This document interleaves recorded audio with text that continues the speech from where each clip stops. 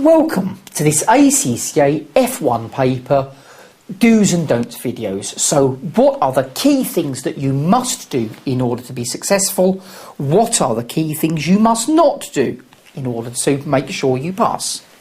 So, first of all, any of you that have watched the introduction video, the introduction to the paper, will know that there are some scenario-based questions. So they tell you some facts about an organisation. If they give you one of these questions, please make sure you are aware of the context of the scenario. Is it a big company or a small company? A big department or a small department? It might make a difference. What model are they expecting to use? If you don't know what model it is that you are using, then obviously you're going to struggle to apply it. So are they talking about Charles Handy's models of culture? Are they talking about White and Lewin's models of management? Are they talking about marketing? Are they talking about Honey and Mumford's learning styles? What exactly are they talking about? And secondly, what facts did they give you? They will need to give you enough information so that you can identify whether you are using a power, a person, a task or a role culture if the question is about Charles Handy. They will need to give you enough information so that you can work out what kind of learning style, according to Honey Mumford, a person is using. Secondly, do practice lots of questions in advance. The temptation, if you are studying other papers, particularly if you are studying F2 and F3, will be to practice F2 and F3 because they have numbers in. So we like doing numbers questions because then we know we've got the right answer. But F1, there is just so much material. It is a massive syllabus. It's absolutely enormous. You need to do as many practice questions as you possibly can because you'll see certain things coming up repeatedly.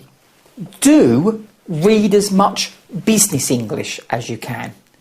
Now, one of the problems that students find with F1 is that the language that is used is not always particularly clear.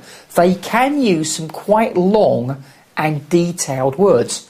When I've been teaching F1, particularly with overseas students for whom English is not their first language, often they are absolutely fine with the theory if only they understood what the question was asking them. So if I take the question and say, this is what it actually means, then the students know exactly what we're doing.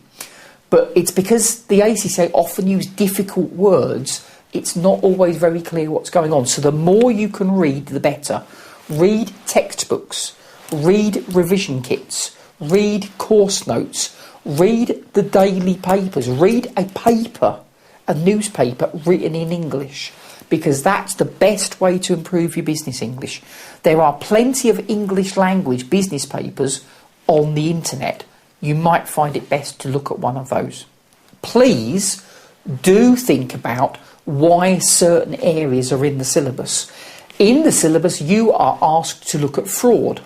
You are asked to look at internal controls. You are asked to look at the differences between external and internal audit. All of these are going to come back again at later papers. So you need to understand them at F1, which means you need to think about why they are in the syllabus. Why are you studying them at all? If you do think about that, it will make it easier to understand the material. There is some quite technical material in F1 and a lot of students don't understand it because they don't really know why it's in the syllabus. They don't know what they're supposed to do with it. So make sure that you do know what you're supposed to do with it. Don't try and question spot.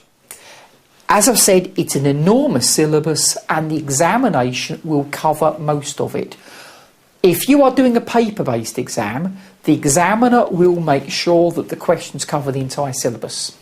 If you're doing a computer-based exam, the computer program that chooses your questions, so they are all random. If you were to do the exam twice, you wouldn't get the same questions each time.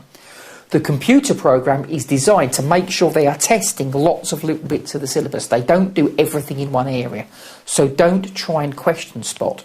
And also, you can see a lot of the theories are actually examined in a lot of detail. So a lot of the theories are examined in a lot of detail. This means you can't afford to know a lot of area, a lot of things on one area, and nothing about anything else. You've got to know a little bit about everything. And finally, don't give up. There will be times when you get a bit frustrated with F1 because it is quite technical and there's a lot of learning.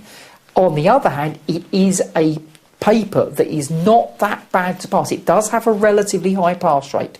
So keep practicing, keep learning the theories, keep practicing the questions, and you should have success in your exams.